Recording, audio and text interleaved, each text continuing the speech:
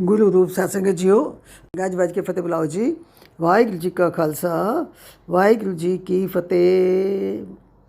अज मैं आप जी नाल एक विचार साझा करना चाह रही हाँ कि धन गुरु अर्जन देव जी महाराज जिन्हों ने अपनी जिंदगी विच बहुत वड्डे वड्डे काम किए और सब तो वड्डा काम जिहड़ा सी वो सी बाणी नूं इकट्ठा करके ते एक बीड़ की शक्ल उसनूं देना, उसनूं आद बीड़ बनाने का जिहड़ा काम सी वो महाराज ने किया ते वो ये काम करके सानू बाणी कबोहित नाम का जहाज़ दे गए ने। इस संसार सागर तो तरन वास्ते ये नाम का जहाज़ बना के सानू दे गए ने। और इस ग्रंथ दे विच एक सब तो वड्डी खासियत कि सिर्फ साडे गुरु साहिबान की बाणी दर्ज नहीं की बल्कि उस दे नाल नाल भगतां दी बाणी भी दर्ज की। भगतां दी बाणी जिहड़ी दर्ज की है वो उन्होंने एक तरह नाल गुरु का दर्जा दिता, क्योंकि जदों असी नमस्कार करते हैं धन गुरु ग्रंथ साहिब जी नूं ते असी उस वक्त सारे भगतां नूं भी नाल नमस्कार करते हैं। असी कभी ये नहीं सोचते कि असी गुरु अर्जन देव जी असी तुहानूं तां नमस्कार करांगे ते असी कबीर नूं नमस्कार क्यों करिए, असी भगत रविदास नूं क्यों करिए, वो तो चमार सी। कभी ये नहीं सोचा। सो महाराज ने यह बहुत वड्डा काम किया कि उन्हां भगतां नूं ही गुरु का दर्जा दे दिता।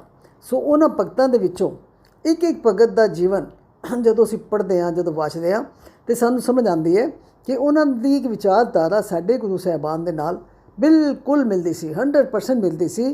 तां ही उन्हां दी बाणी नूं गुरु ग्रंथ साहिब विच जगह मिली है। सो इन्हां भगतां दे विचों अज असीं गल कर रहे हैं श्रोमणी भगत। श्रोमणी का मतलब सब तो वड्डे भगत कौन सन? भगत कबीर जी। अज असीं गल करांगे भगत कबीर जी के बारे, क्योंकि उन्हां दी बहुत सारी बाणी गुरु ग्रंथ साहिब दे विच दर्ज है। सो जदों असीं भगत कबीर जी की गल करते हैं तो बड़ी बाणी अक्सर कीर्तन दे विच सानूं सुनन नूं मिलती है। सो अज थोड़ी जी उन्हां दे जीवन के बारे विचार मैं आप जी नाल सांझी करांगी। भगत कबीर जी के बारे। भगत कबीर जी का जन्म होया बनारस विच। बनारस के वासी सन। नीरू पिता जी का नाम सी ते नीमा माता जी का नाम सी। सो बनारस के वासी होने करके उत्थे साधा संगतां दा मेला हर वक्त लगा रहिंदा सी। ब्राह्मणां दा बड़ा जोर सी, लेकिन उस जगह ते जात पात का बहुत विचार सी। नीवीं जात वालियां नूं बहुत ही नखिद समझिया जांदा सी, उन्हां दे नाल बड़ा माड़ा वर्ताव किया जाता सी, उन्हां नूं नफरत की जाती सी। सो कबीर जी क्योंकि जुलाहा फैमिली नूं बिलोंग करते सन, उन्हां दे पिता जी जुलाहे का काम करते सन। सो जुलाहे जिहड़े सन वो नीवीं जात दे समझे जाते सन। सो उत्थों दे लोग जिहड़े ब्राह्मण सन, जिहड़े इत्थों तक कि जिहड़े मुसलमान सन, वो भी सोचते सन कि ये तो एवें ही ने, ये तो नीवीं जात के लोग ने और इन्हों कुछ समझ नहीं, ना इन्होंने पढ़ना ना लिखना कुछ नहीं। तो लेकिन भगत कबीर जी जिहड़े सन वो जात पात के सख्त खिलाफ सन। इस गल के उत्ते उन्होंने बहुत जोर दिता कि परमात्मा ने किसी जीव की कोई जात नहीं बनाई। गर्भ विच माँ के गर्भ विच जो बच्चा होंदा है उसकी कोई जात नहीं होंदी, लेकिन एक बारी दुनिया ते आने तो बाद फौरन उसनूं किसी न किसी जात के नाल जोड़ दिता जाता है, माँ प्यो की जात नाल या होर जिथे भी जन्म लैंदा है उसकी जात उत्थे जन्म तो बाद बना जी उस किसी जात में जोड़िया जाता है। और वो कौन करता है? वो इंसान लोग करते हैं। और इत्थे बनारस में बड़ा जोर सी ब्राह्मणों का, लेकिन कबीर जी ने उन्होंने चैलेंज किया। जो जो असीं बाणी पढ़ते हैं असीं हैरान हो जाते हैं कि उन्होंने हिम्मत देखो कि वो किस तरीके ब्राह्मणों को भी उपदेश देंदे सन ते मुलानियां भी देंदे सन। ये नहीं कि मुसलमानों को नहीं सी उपदेश नहीं देंदे, उन्होंने बख्श देंदे सन, बिल्कुल नहीं। जिहड़ी गल गलत किसी विच भी देखते सन वो फौरन उसके अगेंस्ट अपनी गल करते सन। हुण पंडित जी जिहड़े ने ब्राह्मण जिहड़े लोग सन वो कहते सन असीं उच्ची जात दे, तुसीं नीवीं जात दे। ते कबीर जी ने बड़ा अच्छा अपनी बाणी में शब्द जोड़ा असीं बड़ी बार सुनिया कि उसने भी कबीर जी ने की किया सी। उन्होंने कहा सी जे तू ब्राह्मण ब्राह्मणी जाया तो आन बाट काहे नहीं आया। कि जे तू ब्राह्मण है, तेरे परमात्मा ने तेन वड्डा बना के भेजा है, तो तेरे आन का रस्ता फिर कोई होर भी तो हो सकता सी। परमात्मा जिस तरह माँ के पेट तो तेरा जन्म होया उस तरह मेरा जन्म होया। अगर परमात्मा ने फर्क रखना होंदा तो तैनू किसी होर रस्ते च भेज देंदा। अगों कबीर जी कहते हैं कि तुम कत ब्राह्मण हम कत सूद। तुसीं किवें ब्राह्मण बन गए तो असीं सूदर बन गए। क्यों? क्योंकि खून अगर असीं कटते हैं, कोई नाड़ी नूं कटते हैं, तुम कत लोहू हम कत लोहू तुम कत दूध। क्या साडी लाड़ी दे विचों लहू निकलेगा तो तुहाडी लाड़ी विचों दूध निकलेगा। इस तरीके नाल समझाते सन कि ये परमात्मा ने नहीं बनाया, इंसान दी बनाई हुई चीज़ां ने। तुसीं गल विच जंजू पा लैंदे हो और समझते हो कि असीं बड़े पवित्र हो गए हाँ, लेकिन ये जंजू जिहड़ा है ये सूत्र कत्तिया तो असीं है ना, ये कत्तिया तो असीं ये जलाया ने। ये तुसीं 5-7 धागे पा के समझते हो कि जंजू गल भी जंजू पा लिया असीं पवित्र हो गए। मेरे घर इस सूत्र का ढेर लग्या होया क्योंकि मैं जुलाहा, असीं इस सूत्र कतदे हैं। साडे घर जो पिया सूत्र तो पवित्र नहीं है, तुहाडे गले च पिया तो पवित्र हो गया। इस तरीके नाल वो समझाते सन। जिहड़े कपड़े तुसीं पाए ने, तुसीं कपड़े साडे नाल छूण भी नहीं देंदे। रस्ते में अगर कोई छू जाए तो कहते साडे कपड़े जिहड़े सी वो पिट गए। लेकिन ये कपड़े बनाए किने? ये साडे वर्गे जुलाया नहीं, सूत्र कत्तिया साडे वर्गे जुलाया नहीं, ये सारे कपड़े बनाए। तो तुसीं ये कपड़े पा के तुसीं पवित्र हो गए तो असीं नखित हो गए। इस तरीके नाल वो हर एक नूं उपदेश वो दिंदे सन। हुण इत्थे उत्थे की सी, छोटे होंदियां खेडदे सन, हिंदू बच्चे भी नाल खेडदे ने, मुसलमान भी खेडदे ने। बच्चों के मन में तो कभी इसी का फर्क होंदा ही नहीं है।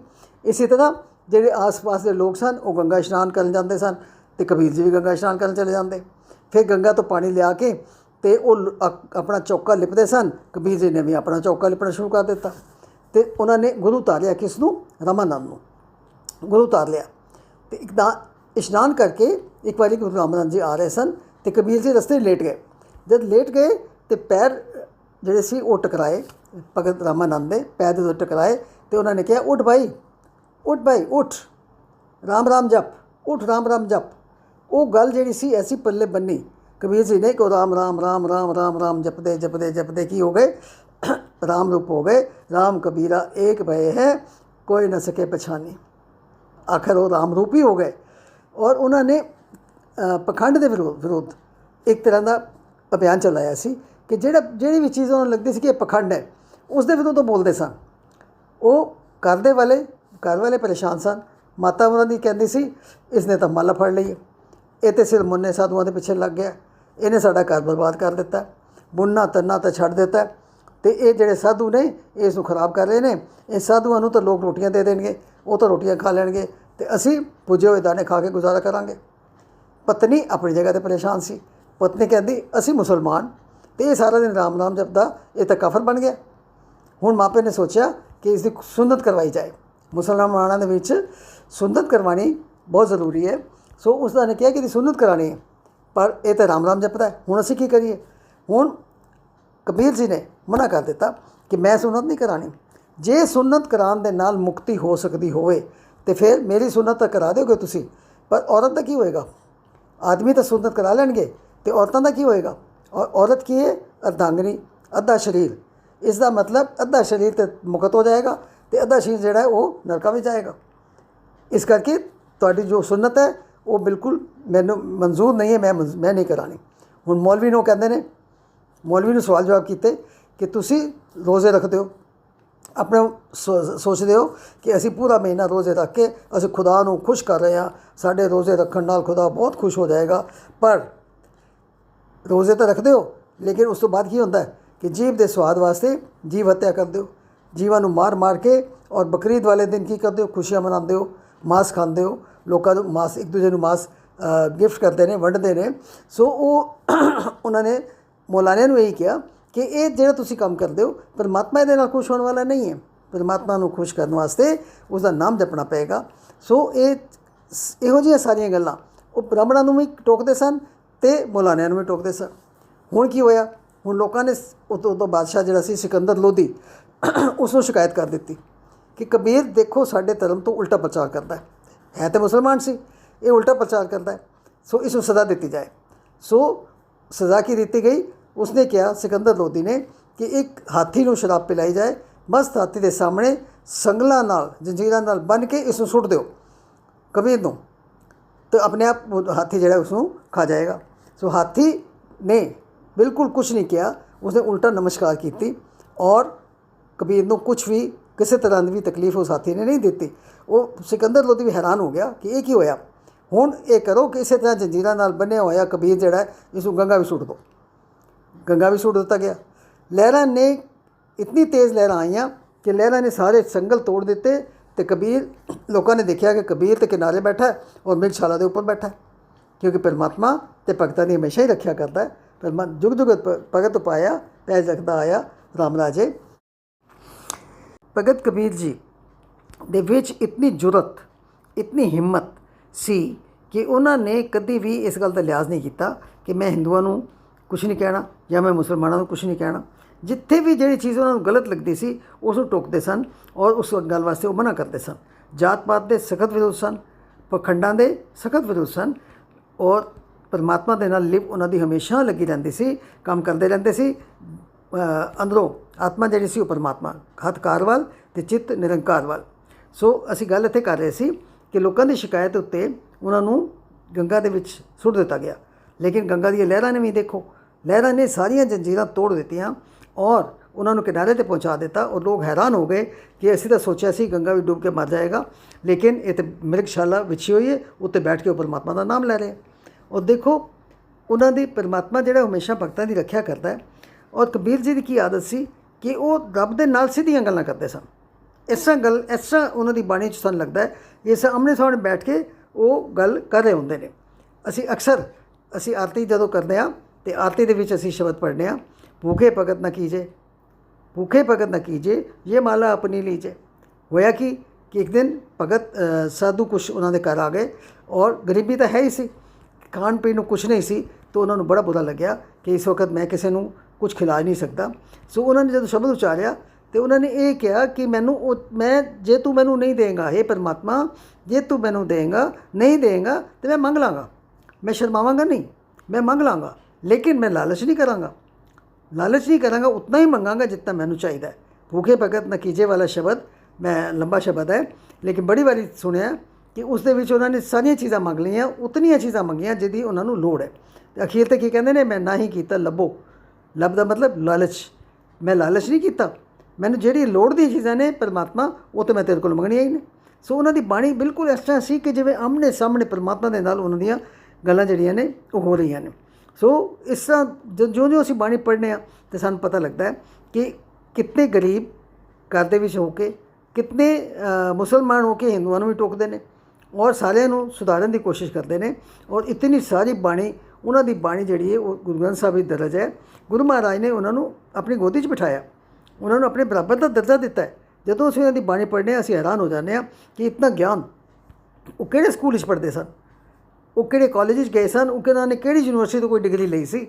लेकिन अज देखो कि कबीर जी की बाणी वाला सबजैक्ट लैके बच्चे जिहड़े PhD करते हैं।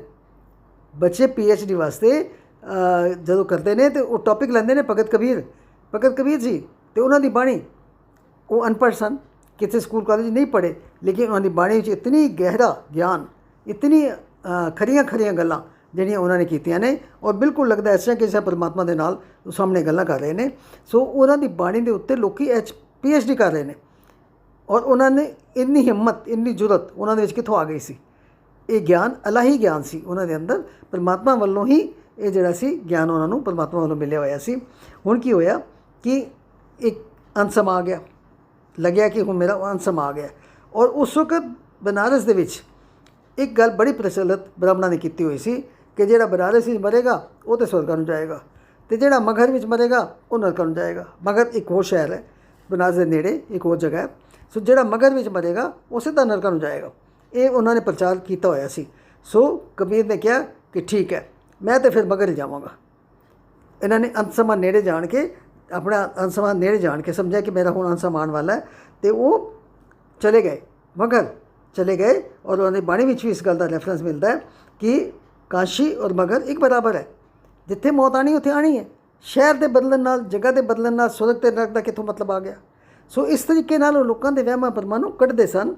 और उन्होंनी बाणी बड़ी वारी अक्सर सरल बाणी है, और सरल बाणी जी उसका कीर्तन किया जाता है। बड़े सारे शब्द सानू शायद भैणियां, बहुत सारिया भैणों जबानी भी याद होंगे।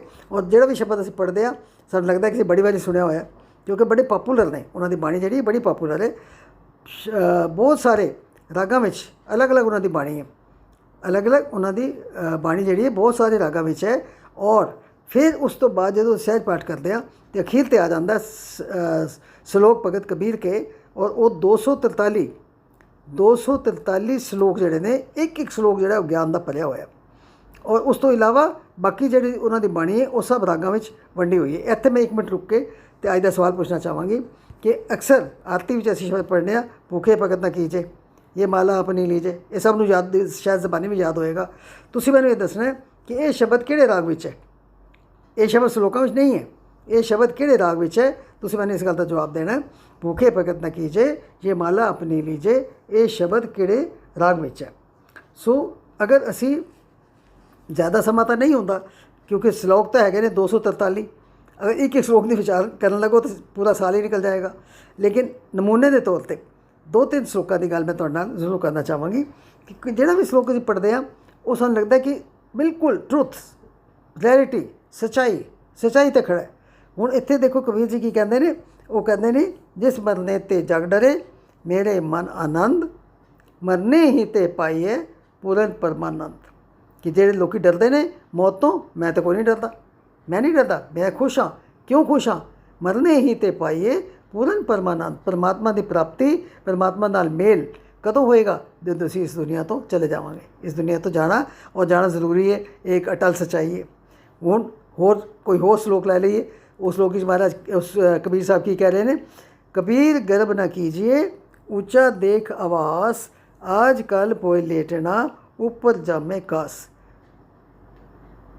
कमांड होमे इसके तो बहुत सख्त खिलाफ सर कि कमांड नहीं करना, मान नहीं करना। कबीर गर्भ न कीजिए ऊंचा देख आवास। जे परमात्मा ने उच्चा आवास रहने वास्ते उच्चा मकान, उच्ची बिल्डिंग दी है, उसको देख के तो कभी कमांड ना आ जाए, कभी हंकार ना आ जाए कि मेरा घर तो सब तो सोहना, मेरा घर तो सब तो उच्चा है, मेरा घर सब तो पक्का है, मेरा घर सब तो सारे अपने आस पास वाले आते सब तो ज़्यादा उच्चा मेरा घर है। ऊंचा देख आवास, उसको देख के कभी मान ना करो।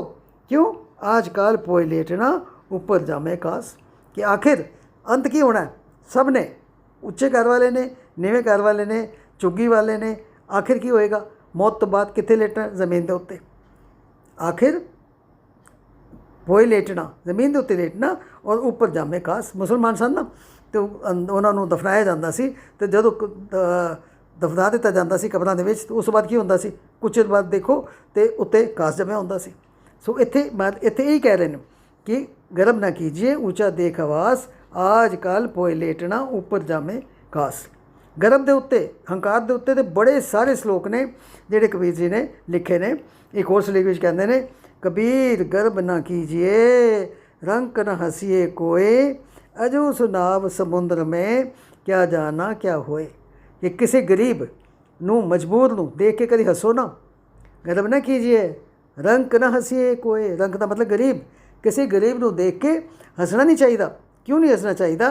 अजो सुनाव समुद्र में, अजे तेरी अपनी नाव, तेरी अपनी किश्ती समुद्र में डोलती फिरती है। जिंदगी का अजे कोई पता नहीं। जिहड़ा हसन वाला है उसको जिंदगी का कोई पता नहीं कितनी जिंदगी होर है, तो उस बाकी रहिंदी जिंदगी में उसकी की हालत होनी है।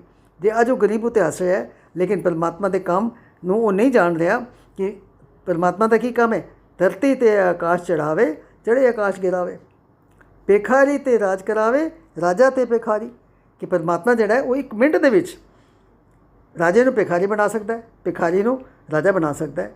और अज जिहड़ा जमीन ते रुलदा जिन्हों कोई पुछदा ही नहीं है, चढ़े आकाश गिरावे, वो धरती ते आकाश चढ़ावे, उसनूं आकाश वर्गी उचाई के उत्ते पहुँचा सकता है। लेकिन जिहड़ा उचाई ते पहुँच गया वो अगर हंकार कर रहा है तो उसनूं ऐसा पटका के मारेगा कि वो जमीन के उत्ते गिर जाएगा।